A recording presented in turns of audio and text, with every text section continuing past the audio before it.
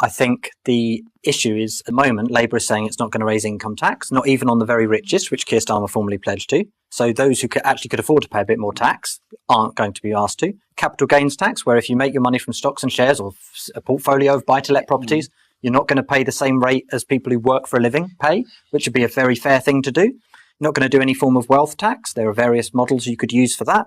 Not going to raise corporation tax, I don't think. I think they've ruled out as well. And you're obviously not going to raise things like council tax or VAT, which are regressive, I would hope.